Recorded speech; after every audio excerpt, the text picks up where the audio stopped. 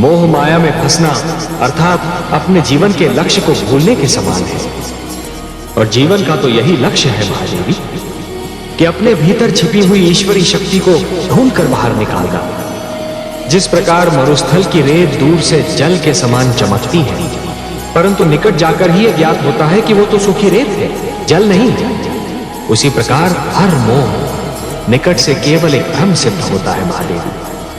अपने भीतर छिपे हुए ईश्वर को ढूंढना। मोह तो भ्रमित करता है महादेवी और फिर भटकाता है। फिर वो मोह चाहे धन का हो या संतान का। ईश्वर से प्रेम ही जीवन के उद्धार का कारण होता है। संतोत्सव में होलिका को जलाकर पाप का अंत करने की एक परंपरा बन जाएगी। पाप की होली जलाई जाएगी और यह उत्सव मनाया जाएगा रंग खेलकर, गुलाल उड़ाकर। महादेवी, जिसके मन में खोट नहीं होती वो स्वयं को भी सच्चा समझता है और दूसरों को।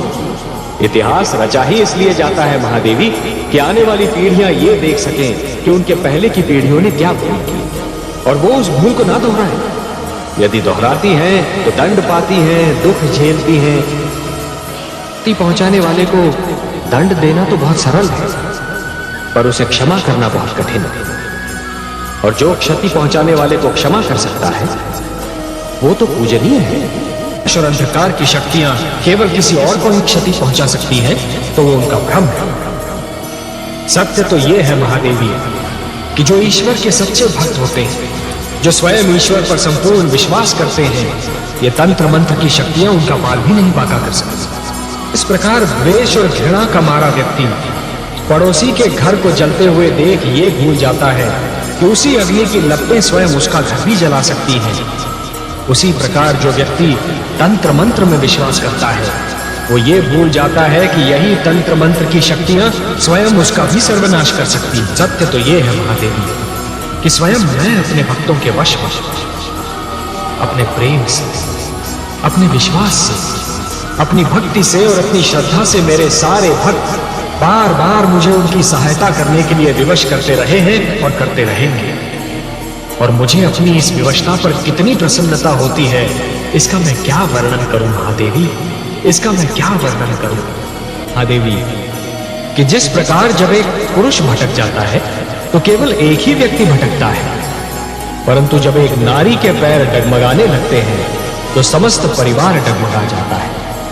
उसी प्रकार जब एक शिष्य भटकता है तो केवल एक ही छात्र भटक जाता है, परंतु जब एक गुरु भटक जाता है महादेवी तो समस्त छात्र समाज भटक जाता है। महादेवी, जो मृत्यु से डरते हैं वो जीवन जीने के लिए सिद्धांतहीन समझौते करने लगते हैं, और ऐसा सिद्धांतहीन जीवन मृत्यु से भी बुरा होता है महादेवी। इतिहास साक्षी है कि जीतते तो वही हैं जो मृत्यु के भय पर विजय पा लेते हैं, और सिद्धांतहीन जीवन जीने वाले तो कायर रहते हैं महादेवी। आपने सत्य कहा कमल नयन। मृत्यु से क्या भयभीत होना, वो तो एक दिन आकर ही रहेगी। किंतु मृत्यु के भय से जीवन का सुख चैन खोना मूर्खता है। जिस प्रकार अग्नि सूखी लकड़ी को सरलता से जला देती है, उसी प्रकार क्रोध सुंदर भावनाओं को सहजता से भस्म कर देता है। वो मेरे विरोधी है, इसलिए मेरा विरोध करने की धुन में वो विवेक तो क्या स्वयं को भी भूल गए हैं। मेरा विरोध करने की भावना उनकी विद्वत्ता पर भारी पड़ चुकी है महादेवी। और अब दैत्य गुरु शुक्राचार्य कोई भी सीमा पार कर सकते हैं। आश्चर्य है, क्या दैत्य गुरु शुक्राचार्य ये भी नहीं जानते कि सीमा से अधिक विरोध अपने ही दुख का कारण बन जाता है? नहीं जानते महादेवी, दुर्भाग्य से वो इस सत्य को नहीं जानते, पर अतिशीघ्र जान जाएंगे। जिस प्रकार चरित्र की हानि धन की हानि से अधिक बड़ी दुर्घटना होती है, उसी प्रकार देवत्व का अपमान देवताओं के अपमान से अधिक बड़ी दुर्घटना है। महादेवी, दो पक्षों में संधि का टूटना एक श्रृंखला के टूटने के समान होता है। एक कड़ी टूट जाती है तो कड़ी पर कड़ी टूटने लगती है।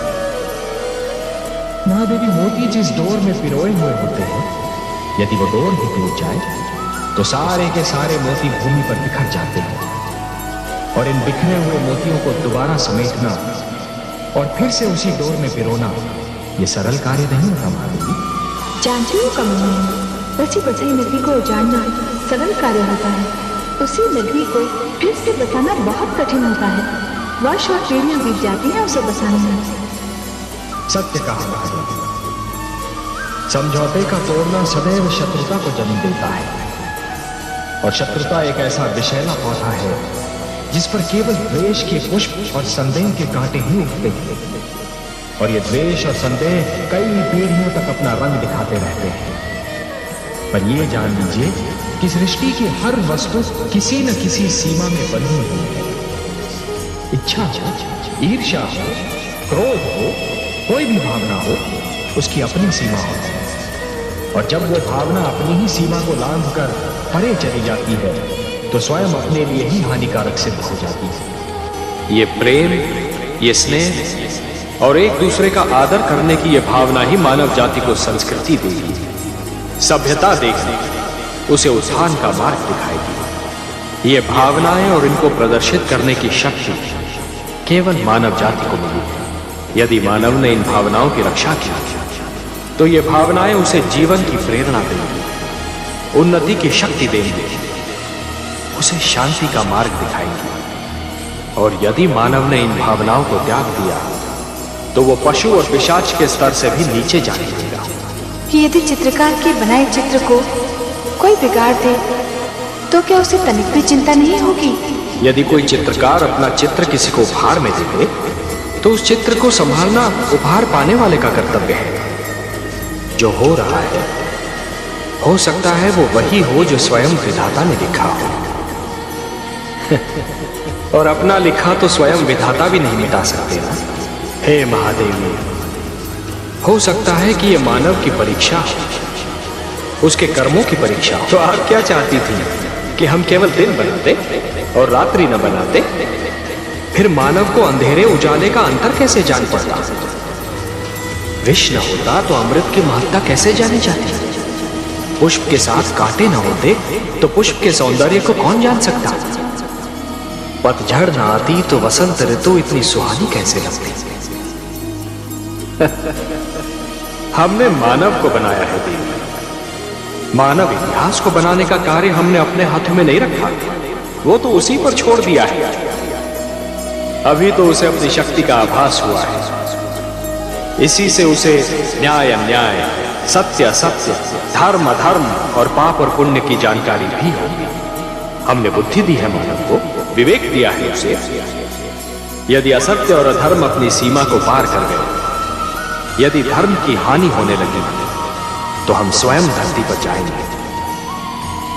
हम वचनबद्ध हैं महादेवी। बूंद जब किसी मेघ की गोद से निकलती है तो उसके मन में असंख्य आशंकाएं होती हैं।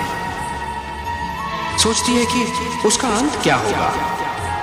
क्या वो किसी मरुस्थल की सुलगती रेत पर गिरेगी और सूख जाएगी, या किसी सुलगते अंगारे पर गिरेगी और भस्म हो जाएगी, या फिर किसी कांटे पर गिरेगी और उसका शरीर छलनी हो जाएगा?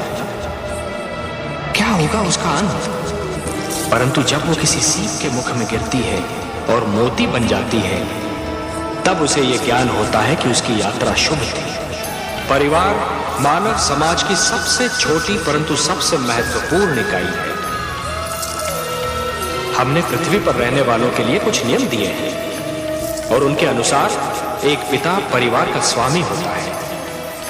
पुत्र को प्यार देना, उसका संरक्षण करना पिता का कर्तव्य है। एक पिता ब्रह्मा भी होता है और विष्णु।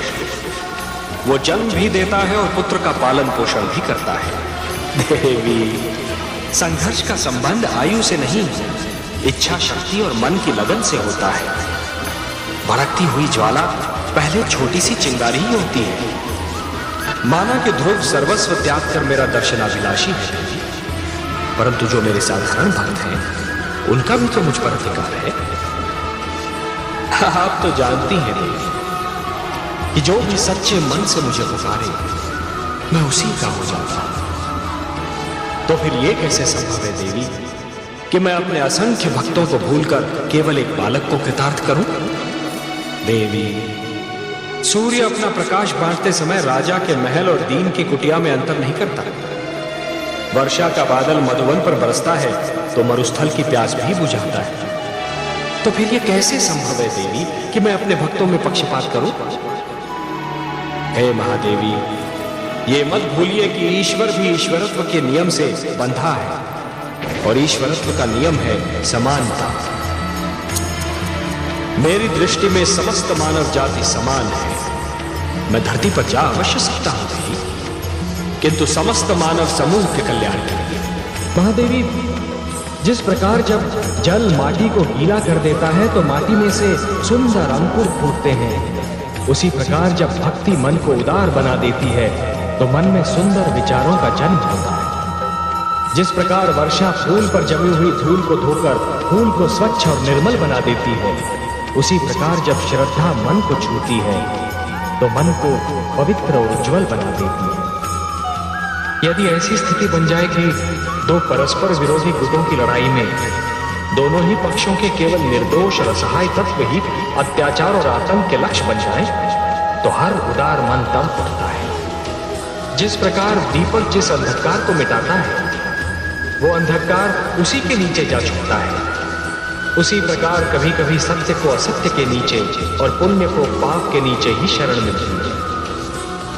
एक पापी सत्य को संसार से मिटाने की धुन में ये भूल जाता है कि सत्य तो वहां भी बन सकता है जहां कभी उसने सोचा ही नहीं था। जिस प्रकार चरित्र की हानि धन की हानि से अधिक बड़ी दुर्घटना होती है, उसी प्रकार देवत्व का अपमान देवताओं के अपमान से अधिक बड़ी दुर्घटना है। महादेवी, दो पक्षों में संधि का टूटना एक श्रृंखला के टूटने के समान होता है। एक कड़ी टूट जाती है तो कड़ी पर कड़ी टूटने लगती है। महादेवी, मोती जिस डोर में पिरोए हुए होते हैं, यदि वो डोर ही टूट जाए तो सारे के सारे मोती भूमि पर बिखर जाते हैं। और इन बिखरे हुए मोतियों को दोबारा समेटना और फिर से उसी डोर में पिरोना